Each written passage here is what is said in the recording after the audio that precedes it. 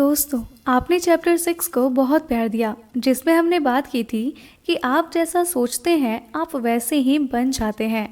तो अगर आपने इससे पहले के चैप्टर्स नहीं सुना है तो डिस्क्रिप्शन में इस बुक की प्लेलिस्ट दी हुई है, तो जाकर जरूर देखना। The magic of thinking big, chapter 7। अपने माहौल को सुधारें, फर्स्ट क्लास बने, manage your environment, go first class. आपका दिमाग एक अद्भुत मशीन है। जब आपका दिमाग एक तरीके से काम करता है तो यह आपको असाधारण सफलता के रास्ते पर आगे ले जा सकता है, परंतु वही दिमाग जब दूसरे तरीके से काम करता है तो यह आपको पूरी तरह असफल करा सकता है। मस्तिष्क पूरी सृष्टि में सबसे नाजुक, सबसे संवेदनशील यंत्र है। आइए देखें कि मस्तिष्क में जो विचार आते हैं वे क्यों आते हैं। करोड़ों लोग अपने खान पान का ध्यान रखते हैं। अमेरिका को कैलोरी गिनने वालों का देश कहा जाता है। हम विटामिन, मिनरल और दूसरे भोज्य पूरकों पर करोड़ों डॉलर खर्च करते हैं और हम सब जानते हैं कि हम ऐसा क्यों करते हैं। पोषण पर हुए शोध से हमने यह जाना कि शरीर को हम जो आहार देते हैं उसका शरीर पर अच्छा या बुरा प्रभाव पड़ता है। शारीरिक स्टेमिना, बीमारी से बचाव, शरीर का आकार, यहाँ तक कि हम कितना लंबा जिएंगे, इन सब का संबंध हमारे खान पान से होता है। शरीर वैसा ही बनता है जैसा भोजन शरीर को खिलाया जाता है। इसी तरह दिमाग वैसा ही बनता है जैसा भोजन दिमाग को खिलाया जाता है। दिमाग का भोजन पैकेटों या डिब्बों में नहीं आता और आप इसे किसी स्टोर से भी नहीं खरीद सकते। आपका माहौल यानी कि एनवायरनमेंट ही आपका दिमागी भोजन है और इसमें वे अनगिनत चीजें आती हैं जिनसे आपका चेतन और अवचेतन विचार प्रभावित होता है। हम किस तरह का दिमागी भोजन करते हैं इससे हमारी आदतें, रवैये और व्यक्तित्व निर्धारित होते हैं। हम में से हर एक को कोई न कोई खास क्षमता विरासत में मिली होती है जिसका विकास हम कर सकते हैं, परंतु हम उस क्षमता को कितना और किस तरह विकसित कर सकते हैं यह हमारे दिमागी भोजन पर निर्भर करता है। मस्तिष्क पर माहौल का बहुत प्रभाव पड़ता है, जिस तरह की शरीर पर भोजन का पड़ता है। आपने कभी सोचा है कि अगर आप अमेरिका की जगह किसी दूसरे देश में पैदा हुए होते तो आप किस तरह के इंसान होते? आपको कौन से भोजन पसंद होते? आप कैसे कपड़े पहनना पसंद करते? आपको कौन से मनोरंजन ज़्यादा अच्छे लगते? आप किस तरह की नौकरी कर रहे होते? आपका धर्म कौन सा होता? आप इन सभी सवालों के जवाब नहीं दे सकते, परंतु एक बात तो तय है कि अगर आप किसी दूसरे देश में बड़े हुए होते तो आप एक बिल्कुल ही अलग तरह के इंसान होते। क्यों? क्योंकि आप एक अलग माहौल में रह रहे होते और आप उससे निश्चित रूप से प्रभावित हुए होते। जैसा कहा जाता है, कोई भी इंसान अपने आसपास के माहौल का प्रोडक्ट होता है। इसे ध्यान से समझ लें। माहौल हमें आकार देता है, हमें सोचने का तरीका देता है। आप एक भी ऐसी आदत नहीं गिना सकते जो आपने दूसरों से न सीखी हो। छोटी छोटी चीज़ें जैसे आपकी चाल, खांसने का तरीका, कप पकड़ने का अंदाज, आपका संगीत, साहित्य, मनोरंजन, कपड़ों का शौक, सभी हमारे माहौल की देन है। इससे भी ज़्यादा महत्वपूर्ण यह है कि आपकी सोच का आकार, आपके लक्ष्य की ऊंचाई, आपका रवैया और आपका समूचा व्यक्तित्व आपके माहौल द्वारा तय किया जाता है। अगर आप नकारात्मक लोगों के साथ ज़्यादा समय तक रहेंगे तो आपका सोच नकारात्मक हो जाएगा। छोटे लोगों के साथ निकट संपर्क रखने पर आप में छोटी आदतें आ जाएंगी। दूसरी ओर बड़े विचारों वाले लोगों के साथ रहने पर आपकी सोच का स्तर भी ऊंचा हो जाएगा। महत्वाकांक्षी लोगों के निकट संपर्क में रहने पर आप में भी महत्वाकांक्षा आ जाएगी। विशेषज्ञ सहमत हैं कि आप आज जिस तरह के इंसान हैं, आज आपका व्यक्तित्व या महत्वाकांक्षा या स्टेटस जैसा भी है, यह आपके मनोवैज्ञानिक माहौल के कारण है। और विशेषज्ञ यह भी मानते हैं कि आप आज से 1, 5, 10 या 20 साल बाद क्या बनेंगे, यह भी पूरी तरह आपके भविष्य के माहौल पर निर्भर करता है। आप महीनों और सालों तक बदलते रहेंगे, हम इतना तो जानते ही हैं, परंतु आप किस तरह बदलेंगे यह आपके भावी माहौल पर निर्भर करता है, उस दिमागी भोजन पर निर्भर करता है जो आप अपने आप को खिलाएंगे। आइए देखते हैं कि हम संतुष्टि और समृद्धि के लिए अपने भावी माहौल को किस तरह अपने मन माफिक बना सकते हैं। पहला कदम, सफलता के लिए खुद को ढालिए। ऊंचे स्तर की सफलता की राह में नंबर 1 बाधा यह भावना है कि महान सफलता हमारी पहुंच से बाहर है। यह रवैया कई ढेर सारी दमनकारी यानी कि सप्रेसिव शक्तियों से उपजता है जो हमारी सोच को औसत स्तर पर बनाए रखती है। इन दमनकारी शक्तियों को समझने के लिए हमें अपने बचपन की तरफ नजर डालनी होगी। बचपन में हम सभी के लक्ष्य काफी ऊंचे हुआ करते हैं। बहुत छोटी उम्र में ही हम अनजान को जीतने की योजना बनाते हैं, लीडर बनने की, ऊंचे महत्व के पद हासिल करने की, रोमांचक काम करने की, अमीर और प्रसिद्ध बनने की। संक्षेप में कहें तो हम चाहते हैं कि हम सबसे पहले नंबर पर हों, सबसे बड़े और सबसे श्रेष्ठ बन जाएं। और अपने अज्ञान में हम साफ रास्ता देख सकते हैं कि हम इन लक्ष्यों को हासिल कर लेंगे। परंतु होता क्या है, इसके पहले कि हम उस उम्र में आए जब हम अपने महान लक्ष्यों की तरफ आगे कदम बढ़ा सकें, बहुत सी दमनकारी शक्तियां हम पर हावी हो जाती हैं। हर तरफ से हम सुनते हैं सपने देखना मूर्खता है, और यह कि हमारे विचार अव्यवहारिक, मूर्खतापूर्ण, नादानी भरे या बकवास हैं, कि सफल होने के लिए आपके पास ढेर सारा पैसा होना चाहिए, कि आप सफल तभी हो सकते हैं जब या तो आपकी किस्मत अच्छी हो, या फिर आपके बहुत से महत्वपूर्ण दोस्त हों, या आप अभी ज़्यादा बूढ़े या ज़्यादा युवा हैं। आप आगे नहीं बढ़ सकते, इसलिए कोशिश करने से कोई फायदा नहीं वाला प्रचार आपके दिमाग पर बमबारी करके उसे ध्वस्त कर देता है। और इसका परिणाम यह होता है कि ज़्यादातर लोगों को 3 समूहों में बांटा जा सकता है। पहला समूह, जिन्होंने पूरी तरह घुटने टेक दिए हैं। ज्यादातर लोग अंदर से यह मान चुके हैं कि उनके पास आवश्यक योग्यता नहीं है। असली सफलता, असली उपलब्धि दूसरों के लिए है, जो किसी मायने में आपसे ज्यादा भाग्यवान या तकदीर वाले हैं। आप ऐसे लोगों को आसानी से पहचान सकते हैं, क्योंकि वे काफी देर तक आपको ये समझाते हैं कि वे अपने जीवन से क्यों संतुष्ट हैं और वे सचमुच कितने खुश हैं। एक बहुत बुद्धिमान व्यक्ति है जिसकी उम्र 32 साल है। उसने अपने आप को एक सुरक्षित परंतु औसत नौकरी के पिंजरे में कैद कर लिया है, और कुछ समय पहले उसने मुझे घंटों तक समझाया कि वह अपने काम से पूरी तरह संतुष्ट है। उसने तर्क दिए, बड़े बड़े और बड़े अच्छे तर्क दिए, परंतु वह जानता था कि यह हकीकत नहीं है। दरअसल वो चाहता तो यह था कि उसे भी चुनौतीपूर्ण स्थितियां मिले, जिनका सफलतापूर्वक सामना करके वह आगे बढ़ सके और अपनी क्षमताओं को विकसित कर सके। परंतु दमनकारी शक्तियों की बहुतायत के कारण उसे इस बात का विश्वास हो चला था कि वह बड़े काम करने के काबिल नहीं है। यह समूह वास्तव में उस नौकरी बदलने वाले समूह का ठीक उल्टा है, जो अपने हर नौकरी से असंतुष्ट रहता है और लगातार नौकरियां बदलता रहता है। अपने आप को किसी खोल में बंद कर लेना, जिसे एक ऐसी कब्र कहा गया है जिसके दोनों सिरे खुले हैं, भी उतना ही बुरा हो सकता है जितना कि बिना लक्ष्य के इधर उधर भटकना, यह आशा करना कि अवसर कहीं से आकर आपसे टकरा जाएगा। दूसरा समूह, वे लोग जिन्होंने आंशिक रूप से समर्पण किया है। दूसरा परंतु कुछ छोटा समूह वयस्क जीवन में जब प्रवेश करता है तो उसे सफलता की काफ़ी आशा होती है। ऐसे लोग अपने आप को तैयार करते हैं, वे मेहनत करते हैं, वे योजना बनाते हैं, परंतु 1 या 2 दशक बाद उनकी प्रेरणा की आग जमाने की नकारात्मक हवाओं से बुझने लगती है। ऊंचे पदों के लिए प्रतियोगिता करने का उनका उत्साह ठंडा पड़ने लगता है। यह समूह तब फैसला करता है कि महान सफलता उनकी पहुंच से बाहर है। वे यह तर्क देते हैं, हम औसत आदमी से ज्यादा कमा रहे हैं और हम औसत आदमी से बेहतर जिंदगी गुजार रहे हैं। हम हमेशा कोल्हू के बैल की तरह क्यों जूते रहें।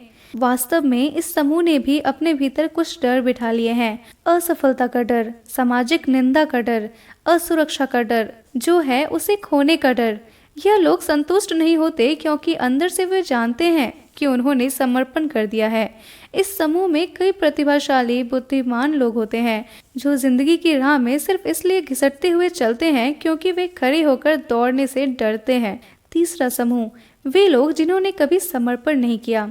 यह समूह, जिसमें शायद 2 या 3% लोग ही आते होंगे, अपने दिमाग में निराशा को कभी हावी नहीं होने देता। ऐसा आदमी दमनकारी शक्तियों के सामने समर्पण नहीं करता। वह घुटनों के बल चलने में विश्वास नहीं करता। इसके बजाय यह लोग सफलता की सांस लेते हैं, सफलता का जीवन जीते हैं। यह समूह सबसे सुखी होता है क्योंकि इसकी उपलब्धियां सबसे ज्यादा होती हैं। यह लोग चोटी के सेल्समैन, एग्जीक्यूटिव और हर क्षेत्र के लीडर बन जाते हैं। इन्हें अपना जीवन रोमांचक, प्रेरक, बहुमूल्य और महत्वपूर्ण लगता है। यह लोग हर नए दिन का स्वागत करते हैं, दूसरे लोगों के साथ उत्साह से मिलते हैं और हर दिन का पूरी तरह आनंद उठाते हैं। अगर हम ईमानदारी से सोचें तो हम सभी तीसरे समूह में होना पसंद करेंगे। ऐसे समूह में जिसे हर साल ज्यादा सफलता मिलती हो, ऐसे समूह में जहां बड़े काम होते हैं और उनके बड़े परिणाम मिलते हैं, इस समूह में आने और बने रहने के लिए हमें अपने माहौल के दमनकारी प्रभावों से जूझना होगा। अगर आप यह जानना चाहें कि आपको पहले और दूसरे समूहों के लोग किस तरह पीछे खींचते हैं, तो आप इस उदाहरण का अध्ययन करें। मान लीजिए आप अपने औसत दोस्त से पूरी गंभीरता से ये कहें, किसी न किसी दिन मैं इस कंपनी का वाइस प्रेसिडेंट बनकर दिखाऊंगा। यह सुनकर उनकी प्रतिक्रिया क्या होगी? आपके दोस्त शायद यह सोचेंगे कि आप मजाक कर रहे हैं, और अगर उन्हें यकीन हो जाए कि आप गंभीर हैं, तो शायद वे यह कहेंगे, नादान आदमी, तुम्हें अभी जिंदगी में बहुत कुछ सीखना है। आपकी पीठ पीछे वे तो यहाँ तक कहेंगे कि आपके दिमाग के पेच ढीले हो गए हैं या आपका दिमाग खिसक गया है। अब हम यह मान लें कि आप अपनी कंपनी के प्रेसिडेंट से यही बात इतनी ही गंभीरता से कहते हैं। उसकी प्रतिक्रिया क्या होगी? चाहे जो हो, एक बात तो पक्की है, वह हंसेगा नहीं। वह आपकी तरफ गौर से देखेगा और खुद से पूछेगा, क्या यह आदमी गंभीर है? परंतु मैं एक बार फिर दोहरा दूं, वह हंसेगा नहीं, क्योंकि बड़े लोग बड़े विचारों पर हंसा नहीं करते। या मान लो आप औसत लोगों से यह कहें कि आपकी योजना $50 का घर खरीदने की है, तो वे आप पर हंस सकते हैं, क्योंकि उन्हें लगेगा कि यह असंभव है। परंतु आप अगर यह योजना किसी ऐसे आदमी को बताएं जो $50,000 के घर में रह रहा हो, वह जानता है कि यह असंभव नहीं है, क्योंकि वह ऐसा कर चुका है। याद रखें, जो लोग आपको बताते हैं कि इसे किया नहीं जा सकता, वे उपलब्धियों के मामले में हमेशा असफल लोग होते हैं, हमेशा औसत लोग होते हैं। इन लोगों के विचार जहर की तरह होते हैं। जो लोग आपको यह समझाना और विश्वास दिलाना चाहते हैं कि आप यह नहीं कर सकते, आपको उन लोगों के खिलाफ अपनी सुरक्षा का इंतजाम कर लेना चाहिए। नकारात्मक सलाह को केवल चुनौती के रूप में स्वीकार करें और आप उस काम को करके दिखा दें। इस बारे में बेहद सावधान रहें। नकारात्मक सोच वाले लोगों को अपनी सफलता की योजना बदलने का मौका ना दें। नकारात्मक लोग हर जगह होते हैं और उन्हें दूसरों का बना बनाया खेल बिगाड़ने में बड़ा मजा आता है। कॉलेज में मैं 2 सेमेस्टर में डब्ल्यू के साथ था। वह एक अच्छा दोस्त था जो आपको कभी कभार ज़रूरत पड़ने पर थोड़ा बहुत कर्ज दे दिया करता था या दूसरे तरीकों से भी आपकी मदद कर दिया करता था। इन अच्छी आदतों के बावजूद डब्ल्यू जिंदगी के प्रति निराशावादी और कटु था। उसे अपना भविष्य पूरी तरह अंधकारमय नजर आता था। उसे सफल होने का कोई मौका नहीं दिखता था। उसकी मानसिकता पूरी तरह नकारात्मक थी। उस समय मैं अखबार के एक कॉलमिस्ट का दीवाना हुआ करता था। यह कॉलमिस्ट आशावादी थी, सकारात्मक रवैये वाली थी और मानती थी कि जिंदगी में अवसरों की कोई कमी नहीं है। जब भी डब्ल्यू मुझे इस कॉलमिस्ट के लेख पढ़ते हुए देखता था या जब भी चर्चा में उसका नाम आता था, तो वो कहता था, भगवान के लिए डेव, मुख्य पृष्ठ पर हो, वहीं तुम्हें जिंदगी की सच्चाई नजर आएगी। तुम्हें पता होना चाहिए कि यह आशावादी कॉलमिस्ट कमजोर लोगों के दिमागों को भला फुसलाकर अपने पैसे कमा रही है। जब भी हमारी चर्चा जिंदगी में सफलता हासिल करने के बारे में हुआ करती थी, तो डब्ल्यू पैसे कमाने का अपना फॉर्मूला बताता था। उसके शब्दों में फॉर्मूला था, डेव, पैसा कमाने के आजकल 3 रास्ते हैं। पहला, अमीर औरत से शादी कर लो। दूसरा, अच्छे साफ सुथरे ढंग से कानूनी तरीके से धोखा दो। तीसरा तरीका यह है कि सही लोगों से जान पहचान कर लो जिनकी अच्छी पकड़ हो। डब्ल्यू हमेशा अपने फॉर्मूले को सही साबित करने के लिए ढेरों उदाहरण दिया करता था। मुख्य पृष्ठ पर छपी खबरों का हवाला देते हुए वह बताता था कि हजारों लेबर लीडर्स में से एक लीडर ने अपनी यूनियन के पैसों का गबन कर लिया और रफू चक्कर हो गया। वह उस दुर्लभ खबर की तलाश भी किया करता था कि किस तरह एक फल बेचने वाले ने करोड़पति लड़की से शादी कर ली, और वह एक ऐसे आदमी को जानता था जिसका परिचित एक बड़े आदमी का परिचित था, और इस कारण उसे एक बड़ा मौका हाथ लग गया और वह अमीर बन गया। डब्ल्यू मुझसे कई साल बड़ा था और उसे इंजीनियरिंग की कक्षाओं में अच्छे नंबर मिला करते थे। मैं उसे बड़े भाई की तरह मानता था। मैं इस बात के बहुत करीब आ गया था कि अपने मूलभूत विश्वासों पर उसकी विचारधारा को हावी हो जाने दूं और अपनी सकारात्मक विचारधारा को उसकी नकारात्मक विचारधारा से प्रभावित हो जाने दूं। सौभाग्य से एक शाम डब्ल्यू से लंबी चर्चा के बाद मैंने खुद को संभाला। मुझे यह एहसास हुआ कि मैं असफलता की आवाज सुन रहा था। मुझे यह लगा कि डब्ल्यू मुझे नहीं समझा रहा, बल्कि अपने आप को तसल्ली दे रहा है कि उसका सोच सही है। इसके बाद मैं डब्ल्यू डब्ल्यू को एक अच्छे नए अंदाज में देखने लगा, जैसे कोई वैज्ञानिक प्रयोग करते समय किसी चूहे को देखता है। उसकी बातों को मानने के बजाय मैंने उसका अध्ययन करना शुरू कर दिया।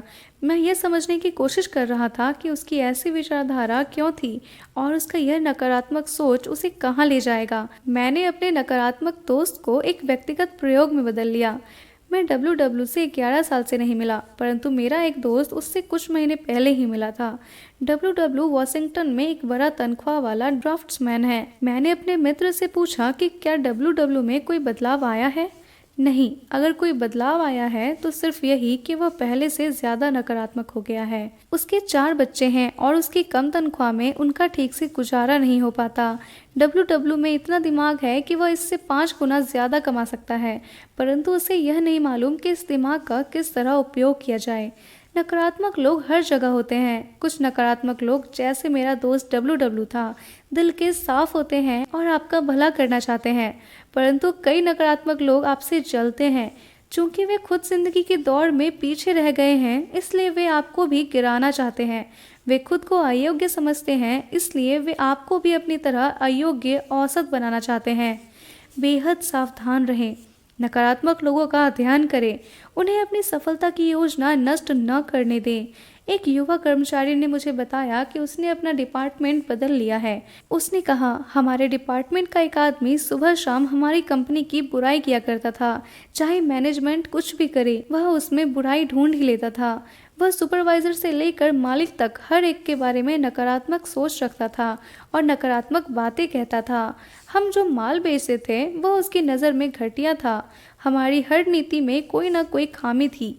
जहाँ तक उसका ख्याल था, हमारी कंपनी के हर चीज़ में, हर आदमी में कहीं ना कोई गड़बड़ी थी। हर सुबह जब मैं काम पर आता था तो उसकी जली कटी बातें सुनकर मैं तनावग्रस्त हो जाया करता था, और शाम को जब मैं घर जाता था तो उसके पहले भी वह कर्मचारी 15 मिनट तक इस बात पर भाषण देता था कि उस दिन हमारे साथ क्या क्या गलत हुआ और वह दिन क्यों खराब गुजरा। मैं बहुत निरुत्साहित, निराश होकर घर लौटता था। आखिरकार मैंने फैसला किया कि मैं दूसरे डिपार्टमेंट में चला जाऊं। इससे बहुत ज़्यादा फर्क पड़ा, क्योंकि अब मैं ऐसे लोगों के साथ हूं जो दोनों पहलुओं पर विचार कर सकते हैं। उस युवक ने अपना माहौल बदल लिया। उसने सही काम किया, है ना? इस बारे में कोई गलतफहमी न पालें। आपको आपके संगी साथियों के आधार पर पहचाना जाता है। एक जैसे लोग एक साथ रहते हैं। सभी कर्मचारी एक से नहीं होते। कुछ नकारात्मक होते हैं, कुछ सकारात्मक। कुछ इसलिए काम करते हैं क्योंकि काम करना उनकी मजबूरी है। कुछ इसलिए काम करते हैं क्योंकि वे महत्वाकांक्षी हैं और आगे बढ़ना चाहते हैं। कुछ सहयोगी बॉस की हर बात या उसके हर काम की बुराई करते हैं। कुछ दूसरे सहयोगी ज्यादा निष्पक्ष दृष्टि से सोचते हैं और यह महसूस करते हैं कि अच्छे लीडर बनने से पहले उन्हें अच्छा अनुयायी बनना चाहिए। हम किस तरह सोचते हैं यह हमारे समूह से तय होता है। सुनिश्चित कर लें कि आप ऐसे समूह में हो जो सही सोचता है। आपके दिमाग के माहौल में कई बाधाएं आएंगी जिन्हें अपनी अयोग्यता का एहसास होगा, और वे आपकी राह में बाधा बनकर खड़े हो जाएंगे और आपको प्रगति नहीं करने देंगे। कई महत्वाकांक्षी लोगों की हंसी उड़ाई जाती है, उन्हें धमकाया तक जाता है, और सिर्फ इसलिए क्योंकि वे लोग ज्यादा सफल होते हैं और ज्यादा काम करते हैं। हम इस बात को ठीक से समझ लें। कुछ लोग ईर्ष्या की वजह से आपको नीचा दिखाना चाहते हैं, और वे ऐसा इसलिए करते हैं क्योंकि आप सफलता की सीढ़ी पर ऊपर की तरफ चढ़ना चाहते हैं। यह फैक्ट्रियों में अक्सर होता है, जहां साथी कर्मचारी ऐसे आदमी से चिढ़ते हैं जो उत्पादन बढ़ाना चाहता है। यह मिलिट्री में भी होता है, जहां नकारात्मक लोगों का समूह उस युवा सिपाही की हंसी उड़ाता है और उसका अपमान करता है जो ऑफिसर्स स्कूल में जाना चाहता है। यह बिजनेस में भी होता है, जब जिंदगी की दौड़ में पीछे रह जाने वाले लोग आगे निकलने वाले लोगों का रास्ता रोकने की कोशिश करते हैं। आपने यह हाई स्कूल में भी बार बार देखा होगा कि कुछ आवारा लड़के उस सहपाठी का मजाक उड़ाते हैं जो अच्छी तरह पढ़ता है और अच्छे नंबर लाता है। कई बार तो उस प्रतिभाशाली व्यक्ति का तब तक मजाक उड़ाया जाता है जब तक कि वह इस निष्कर्ष पर नहीं पहुंच जाता कि प्रतिभाशाली होने में समझदारी नहीं है। अपने आसपास के ऐसे नकारात्मक सोच वालों को नजरअंदाज कर दें। अक्सर आपसे इस तरह की बातें कही जाती हैं। उनका उद्देश्य आपको नीचा दिखाना नहीं होता, वे तो केवल बोलने वाले की असफलता और निराशा को उजागर करती है। नकारात्मक सोच वाले लोगों को इस बात की छूट न दें कि वे आपको भी अपने स्तर तक नीचे ले आएं। उनकी बातों को उसी तरह से फिसल जाने दें जैसे बत्तख के पीठ से पानी फिसलता है। इस तरह के लोगों से जुड़ें जो सकारात्मक सोचते हैं, जो प्रगतिशील सोच रखते हैं, उनके साथ ऊपर की तरफ बढ़ें। आप भी ऐसा कर सकते हैं, बशर्ते कि आपका सोच सही हो। परंतु एक सावधानी रखें, यह देखें कि आपको सलाह देने वाला कौन है। ज़्यादातर संगठनों में आपको बहुत से ऐसे लोग मिल जाएंगे जो आपको फुकट की सलाह देंगे। वे रुचि लेकर आपको सफलता के गुर या नुस्खे या फॉर्मूले बताना चाहेंगे। एक बार मैंने इसी तरह के फुकटिया सलाहकार को एक प्रतिभाशाली नए कर्मचारी को सलाह देते हुए सुना। सलाहकार कह रहा था, यहाँ काम करने का तरीका यही है कि आप हर काम से बचें। अगर उन्हें पता चल गया कि आप में प्रतिभा है तो वे आप पर काम लाते चले जाएंगे। अगर उन्हें पता चल गया कि आपके पास कम काम है तो वे आपको गले तक काम में डुबो देंगे। यह फुकटिया सलाहकार 30 साल से उस कंपनी में काम कर रहा है और उसे आज तक प्रमोशन नहीं मिला है। उस आदमी के लिए यह कितना अच्छा सलाहकार हो सकता है जो अभी अभी नया काम शुरू कर रहा है और बिजनेस में ऊपर की तरफ प्रगति करना चाहता है। जो जानते हैं उन्हीं से सलाह लेने का नियम बनाएं। बहुत से लोग यह सोचते हैं कि सफल लोगों से मिलना आसान नहीं होता। यह बात गलत है। सच तो यह है कि इनसे मिलना मुश्किल नहीं होता। देखने में यह आता है कि जो आदमी जितना ज़्यादा सफल होगा वह उतना ही विनम्र होता है और दूसरों की मदद करने के लिए तैयार रहता है। चूँकि ऐसे लोग आपके काम और सफलता में सचमुच रुचि लेते हैं, इसलिए वह ये देखना चाहते हैं कि हर काम सफलतापूर्वक हो और जब वे रिटायर हों तो उनका उत्तराधिकारी इतना काबिल हो कि वह हर काम सफलतापूर्वक कर सके। एक एग्जीक्यूटिव ने, जिसे 1 घंटे के $40 मिला करते थे, इस बात को स्पष्ट किया। मैं एक व्यस्त महिला हूँ, परंतु मेरे ऑफिस के दरवाजे पर डू नॉट डिस्टर्ब का बोर्ड नहीं लगा रहता। लोगों को सलाह देना मेरा मुख्य काम है। हम अपने कंपनी के हर आदमी को प्रशिक्षण देते हैं, परंतु अगर किसी व्यक्ति को व्यक्तिगत परामर्श या सलाह चाहिए तो उसे बस कहने भर की जरूरत है। मैं अपने यहाँ आने वाले की हर समस्या सुनने के लिए तैयार हूँ, चाहे वह समस्या कंपनी से संबंधित हो या व्यक्तिगत हो।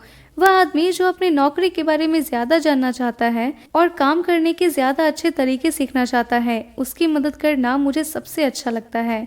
परंतु उसका कहना था, मुझे ऐसे फालतू लोगों को सलाह देने में समय बर्बाद करना पसंद नहीं है जो गंभीरता से सलाह नहीं ले रहे हों। जब आपके पास सवाल हो तो फर्स्ट क्लास बने। असफल आदमी से सलाह लेना उसी तरह की बात है जैसे नीम हकीम से कैंसर का इलाज पूछना।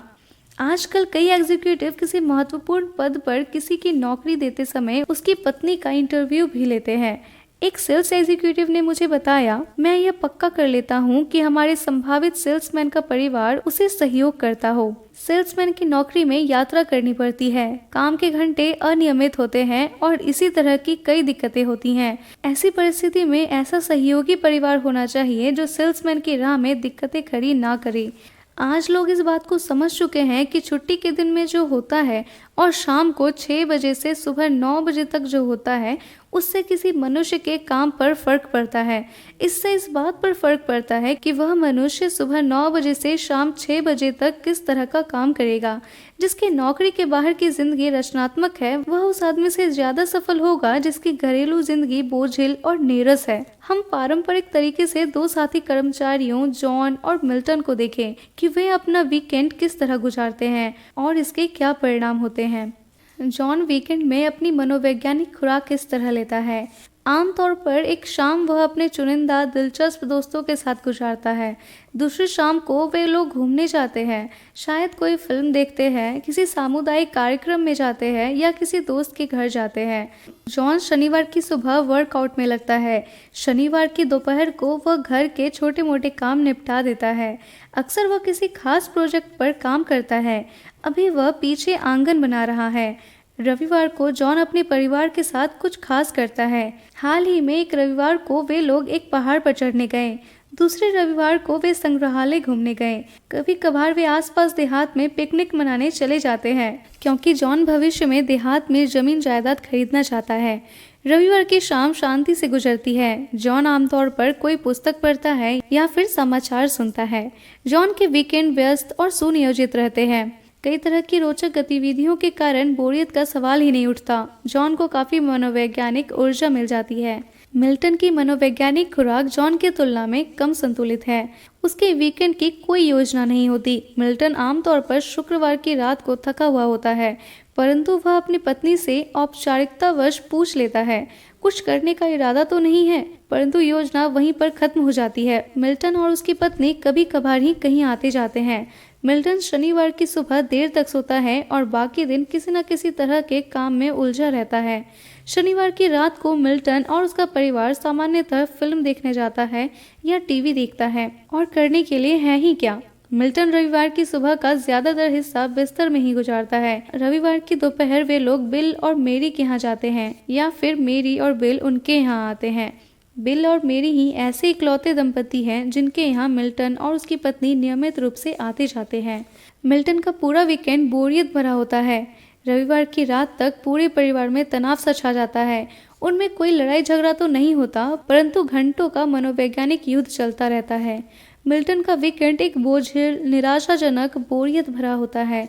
मिल्टन को कोई मनोवैज्ञानिक ऊर्जा नहीं मिलती। अब इन घरेलू माहौलों का जॉन और मिल्टन पर क्या असर होगा? कुछ सप्ताह में तो शायद इनका असर हमें नजर नहीं आएगा, लेकिन अगर यही सिलसिला महीनों या सालों तक चलता रहा तो उसका असर साफ नजर आएगा। जॉन के माहौल से उसे ताजगी मिलती है, ऊर्जा मिलती है, नए नए विचार मिलते हैं, उसका सोच व्यापक होता है। वह उस एथलीट की तरह है जो विटामिन की गोलियां खा रहा है। मिल्टन का माहौल ऐसा है जो उसे मनोवैज्ञानिक रूप से भूखा रख रहा है। उसका सोचने का यंत्र खराब हो चुका है। वह उस एथलीट की तरह है जिसे कैंडी और बियर दी जा रही है। जॉन और मिल्टन आज एक ही स्तर पर हो सकते हैं, परंतु आगे आने वाले सालों में दोनों के बीच का फासला बढ़ता जाएगा और जॉन मिल्टन की तुलना में काफ़ी आगे निकल जाएगा। मजाकिया लोग कहेंगे शायद इसलिए कि जॉन में मिल्टन से ज़्यादा दम है, परंतु बात यह नहीं है। बात यह है कि इन दोनों के दिमाग को इनके माहौल ने जो मनोवैज्ञानिक खुराक दी है, उसका असर उनकी नौकरियों पर तो होना ही है। हर किसान जानता है कि अगर वह खेत में खाद डालेगा तो फसल ज्यादा पैदा होगी। अगर हम बेहतर परिणाम पाना चाहते हैं तो हमारी सोच को भी अतिरिक्त पोषण की जरूरत होती है। कुछ नियमों का पालन करके आप भी अपनी सामाजिक माहौल को फर्स्ट क्लास बना सकते हैं। पहला, नए समूहों में आइए जाइए। अपनी सामाजिक गतिविधियों को किसी छोटे समूह में सीमित रखने से बोरियत और असंतुष्टि होती है। साथ ही यह महत्वपूर्ण है कि सफलता के लिए लोगों को समझना जरूरी होता है। हर तरह के लोगों के बारे में जानें, उनसे सीखें, उनका अध्ययन करें। केवल एक समूह का अध्ययन करके लोगों के बारे में जानकारी हासिल करने का विचार उसी तरह का है जिस तरह एक छोटी सी पुस्तक पढ़कर गणितज्ञ बनने का विचार। नए दोस्त बनाएं, नए संगठनों में शामिल हों, अपने सामाजिक दायरे को बढ़ाएं। इसके अलावा अलग अलग लोगों से मिलने से आपके जीवन का आनंद बढ़ जाता है और आपका सोच व्यापक होता है। यह आपके दिमाग के लिए अच्छा भोजन है। दूसरा, ऐसे दोस्त चुनिए जिनके विचार आपसे अलग हो। आज के आधुनिक युग में संकीर्ण विचारधारा के व्यक्तित्व का भविष्य बहुत उज्जवल नहीं है। जिम्मेदारी और महत्वपूर्ण पद उसी व्यक्ति को मिलते हैं जो दोनों पहलुओं को देख सकता है। अगर आप रिपब्लिकन हैं तो आपके कुछ दोस्त डेमोक्रेट होने चाहिए, और अगर आप डेमोक्रेट हैं तो आपके कुछ दोस्त रिपब्लिकन होने चाहिए। दूसरे धर्म के लोगों से मिलिए, अपने विपरीत स्वभाव के लोगों से दोस्ती करें, परंतु इस बात को पक्का कर लें कि उनकी मानसिकता भी प्रगतिशील हो, उनमें भी सफलता की चाह हो। तीसरा, ऐसे दोस्त चुनें जो छोटी महत्वहीन बातों से ऊपर उठ सकते हैं। जो लोग आपके विचारों या आपकी चर्चा के बजाय आपके घर के सामान या सजावट में रुचि लेते हैं, वे छोटी मानसिकता के लोग होते हैं। अपनी मनोवैज्ञानिक माहौल की रक्षा करें। ऐसे दोस्त चुनें जो सकारात्मक चीजों में रुचि रखते हों। ऐसे दोस्त चुनें जो आपको सचमुच सफल देखना चाहते हों। ऐसे दोस्त बनाएं जो आपकी योजनाओं और आदर्शों में उत्साह भर दे। अगर आप ऐसा नहीं करते, अगर आप घटिया सोच वालों को अपना सबसे पक्का दोस्त बनाते हैं, तो आप भी धीरे धीरे एक घटिया चिंतक में बदल जाएंगे। हमारे देश में जहर का बहुत ध्यान रखा जाता है, शारीरिक जहर का। हर रेस्टोरेंट फूड पॉइजनिंग के बारे में सतर्क रहता है। अगर किसी रेस्टोरेंट में ऐसे एक दो मामले हो जाएं, तो फिर ग्राहक वहां जाना छोड़ देते हैं। हमारे यहाँ सैकड़ों कानून हैं जिनसे जनता को सैकड़ों तरह के शारीरिक जहर से सुरक्षा दी जाती है। हमें जहर को बच्चों की पहुंच से दूर रखना चाहिए। हम शारीरिक जहर से बचने के लिए हर संभव प्रयास करते हैं, परंतु एक और तरह का जहर होता है जो शायद शारीरिक जहर से थोड़ा ज्यादा हानिकारक होता है, विचारों का जहर, जिसे गपशप कहा जाता है। विचारों के जहर और शारीरिक जहर में अंतर होते हैं। वैचारिक जहर दिमाग को प्रभावित करता है, शरीर को नहीं, और इसके अलावा यह ज्यादा सूक्ष्म होते हैं। जिस आदमी को वैचारिक जहर दिया जाता है, आमतौर पर उसे इस बात का पता ही नहीं चलता। वैचारिक जहर सूक्ष्म होता है, परंतु इससे बड़ी चीजें हो जाती हैं। यह हमारे सोच का आकार घटाता है, क्योंकि हम अपनी सोच को छोटी महत्वहीन बातों पर केंद्रित करने लगते हैं। यह लोगों के बारे में हमारे सोच को उथला और घटिया कर देता है, क्योंकि इसमें तथ्यों को तोड़ मरोड़ कर पेश किया जाता है, और यह हम में अपराध बोध भी पैदा कर देता है, जो तब साफ दिखाई देता है जब हम उस आदमी के सामने आते हैं जिसके बारे में गपशप की जा रही थी। और यह बात सही नहीं है कि सिर्फ महिलाएं ही गपशप में मजा लेती हैं। हर दिन बहुत सारे पुरुष गपशप करते नजर आते हैं, वैचारिक जहर के माहौल में रहते नजर आते हैं। हर दिन हजारों गप्पे होती हैं जिनका विषय होता है बॉस की वैवाहिक या आर्थिक कठिनाइयाँ, बिल की बिजनेस में आगे निकलने की जोड़ तोड़, जॉन के ट्रांसफर की संभावना, टॉम को प्रमोशन दिए जाने के छुपे हुए कारण, और उन्होंने उस नए आदमी को क्यों रखा। बातचीत हमारे मनोवैज्ञानिक माहौल का एक बहुत बड़ा हिस्सा है। कुछ चर्चाएं स्वस्थ होती हैं, इनसे आपको प्रोत्साहन मिलता है। आपको ऐसा लगता है जैसे आप वसंत ऋतु की कुनकुनी धूप में टहल रहे हों। कुछ चर्चाओं से आपको विजेता होने का एहसास होता है, परंतु कई बार चर्चा इस तरह की होती है जैसे आप किसी जहरीले रेडियो एक्टिव बादल से गुजर रहे हों। इससे आपको बीमारी का एहसास होने लगता है, इससे आप हारे हुए महसूस करने लगते हैं। गपशप लोगों के बारे में नकारात्मक चर्चाएं हैं, और वैचारिक जहर का शिकार व्यक्ति यह समझता है कि उसे उसमें मजा आ रहा है। वह लोगों के बारे में नकारात्मक बातें सोच सोचकर एक किस्म का जहरीला आनंद लेता है। वह यह समझ ही नहीं पाता कि ऐसा करने से वह सफल लोगों की नजरों में लगातार छोटा होता जा रहा है और उनका उस पर से भरोसा कम होता जा रहा है। एक बार जब मैं और मेरे दोस्त बेंजामिन फ्रैंकलिन के बारे में चर्चा कर रहे थे, तो इसी तरह के वैचारिक जहर का शिकार व्यक्ति हमारी चर्चा में शामिल हो गया। जैसे ही मिस्टर किलजॉय को हमारी चर्चा का विषय मालूम चला, उन्होंने फ्रैंकलिन के व्यक्तिगत जीवन के कुछ प्रसंग हमें नकारात्मक रूप से सुनाए। शायद यह सच हो कि फ्रैंकलिन का व्यक्तिगत जीवन पाक साफ नहीं रहा हो, परंतु मुद्दे की बात यह थी कि हम लोग बेंजामिन फ्रैंकलिन के व्यक्तिगत जीवन पर बात नहीं कर रहे थे, और मुझे खुशी हुई कि हम लोग अपने किसी परिचित व्यक्ति के बारे में चर्चा नहीं कर रहे थे। लोगों के बारे में बोले, हाँ, परंतु सकारात्मक पहलू से। एक बात अच्छे से समझ लें, हर तरह की चर्चा गपशप नहीं होती। कई बार इधर उधर की चर्चा, हंसी मजाक, हल्का फुल्का मनोरंजन जरूरी होता है, उससे दिमाग तरोताजा होता है, परंतु शर्त यह है कि यह रचनात्मक होना चाहिए। आप इस टेस्ट से यह जान सकते हैं कि आप कितना गपियाते हैं या आप गप में कितनी रुचि रखते हैं। पहला, क्या मैं दूसरों के बारे में अफवाह फैलाता हूँ? दूसरा, क्या मैं दूसरों के बारे में अच्छी बातें कहता हूँ? तीसरा, क्या मुझे स्कैंडल सुनना अच्छा लगता है? चौथा, क्या मैं केवल तथ्यों के आधार पर ही किसी का मूल्यांकन करता हूँ? पांचवा, क्या मैं दूसरों को इस बात के लिए प्रोत्साहित करता हूँ कि वे मुझे अफवाहें सुनाएं? छठा, क्या मैं अपनी चर्चा को इस बात से शुरू करता हूँ, देखना, किसी से कहना नहीं? सातवां, क्या मैं गोपनीय जानकारी को पूरी तरह गोपनीय रखता हूँ? आठवां, क्या मैं दूसरों के बारे में बोलते समय अपराध बोध से ग्रस्त रहता हूँ? सही जवाब क्या है, यह बताने की जरूरत नहीं है। इस बारे में एक मिनट सोचिए। कुल्हाड़ी उठाकर अपने पड़ोसी का फर्नीचर तोड़ देने से आपका फर्नीचर बेहतर नहीं दिखने लगता। इसी तरह दूसरे आदमी पर शब्दों की कुल्हाड़ी या हथगोले चलाने से आप बेहतर इंसान नहीं बन जाते। हमेशा फर्स्ट क्लास बने रहिए। अपने हर काम में इस नियम का पालन कीजिए, सामान या सेवाएं खरीदने में भी। एक बार फर्स्ट क्लास सोच की सफलता साबित करने के लिए मैंने एक ट्रेनी समूह से पूछा कि वे मुझे अपनी जीवन की कुछ ऐसी घटनाएं सुनाएं जब उन्होंने चवन्नी बचाकर अठन्नी का नुकसान कर लिया हो। यहाँ पर कुछ उदाहरण दिए जा रहे हैं।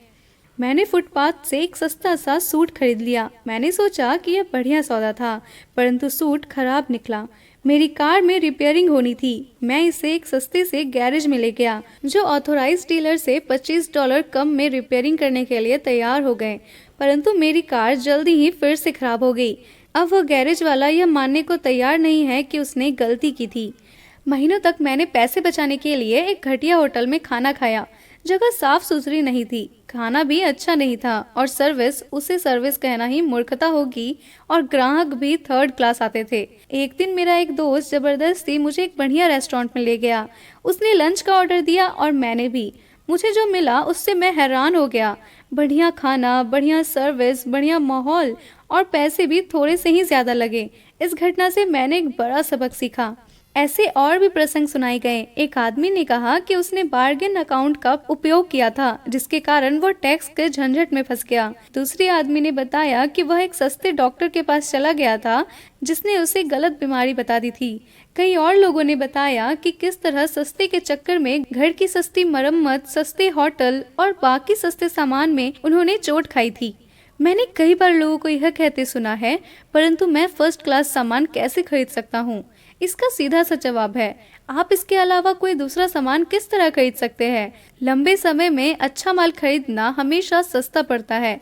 इसके अलावा ढेर सारी घटिया चीजें होने से यह बेहतर है कि आपके पास कम चीजें हों, पर अच्छी हों। 3 जोड़ी घटिया जूते होने से 1 जोड़ी बढ़िया जूते हमेशा बेहतर हैं। लोग क्वालिटी के हिसाब से आपका मूल्यांकन करते हैं, चाहे वे अवचेतन में ऐसा करते हों। क्वालिटी का ध्यान रखें, इससे फायदा होता है और इसमें ज्यादा खर्च भी नहीं होता। ज्यादातर समय फर्स्ट क्लास बनने में सेकंड क्लास की तुलना में कम पैसा लगता है। सफलता का माहौल कैसे तैयार करें, आइए जानते हैं। पहला, माहौल के प्रति सचेत बने। जिस तरह अच्छा भोजन शरीर को शक्ति देता है, उसी तरह अच्छे विचार आपके मस्तिष्क को शक्ति देते हैं। दूसरा, अपने माहौल को अपना सहयोगी बनाइए, अपना विरोधी नहीं। दमनकारी शक्तियों, नकारात्मक लोगों, आप ऐसा नहीं कर सकते कहने वाले लोगों को अपना हौसला पस्त न करने दें। तीसरा, छोटे सोच वाले लोगों के चक्कर में ना आए। ईर्ष्यालु लोग तो चाहते ही हैं कि आप आगे ना बढ़ें, उन्हें खुश होने का मौका ना दे। चौथा, सफल लोगों से सलाह लें। आपका भविष्य महत्वपूर्ण है। फोकटिया सलाहकारों से सलाह लेने का जोखिम ना उठाएं, क्योंकि अक्सर यह देखा गया है कि असफल लोग ही फोकटिया सलाहकार होते हैं। पांचवा, बहुत सी मनोवैज्ञानिक ऊर्जा हासिल करें। नए समूहों में आए जाएं, करने के लिए नए और प्रेरक काम खोजें। छठा, अपने माहौल से वैचारिक जहर को दूर रखें। गपशप से, परनिंदा से बचें। लोगों के बारे में बातें करें, परंतु सकारात्मक पहलू से। सातवां, अपने हर काम में फर्स्ट क्लास रहें। आप दूसरे किसी तरीके से काम करने का जोखिम नहीं उठा सकते। तो दोस्तों, इस बुक में 13 चैप्टर्स हैं। नेक्स्ट चैप्टर आपको नेक्स्ट वीडियो में मिलेगा। तो अगर आपको ये वीडियो पसंद आई हो तो आप इस वीडियो को लाइक कर हमारा मनोबल बढ़ा सकते हैं।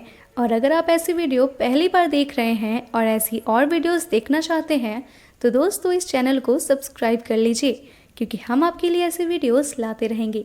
धन्यवाद।